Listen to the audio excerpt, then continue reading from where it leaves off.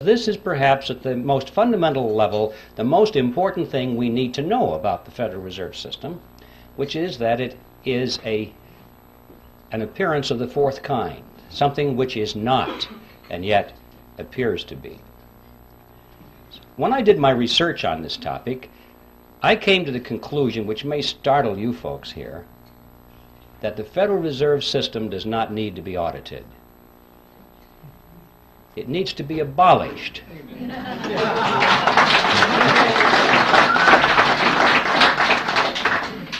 And the reason I say that is because I'm sure that if they audited the Federal Reserve System, they would find out that it's doing exactly what it's supposed to do. There's no secret there. There's no shenanigan going on behind the scenes. It's all out in the open. If we'll just study the Federal Reserve System on the basis of what we know already, if we'll read their literature, if we'll dig into the history, we find out that it's one of the greatest scams of all history. Out on the surface, it doesn't need an audit.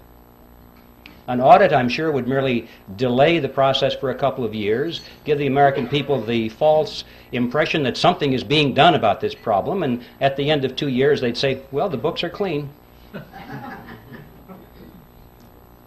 I came to the conclusion that the Federal Reserve needed to be abolished for 7 reasons, actually, and I'd like to read them for you now. I've stated them in rather concise terms. Hopefully they'll have some shock value so you can remember them. And here they are.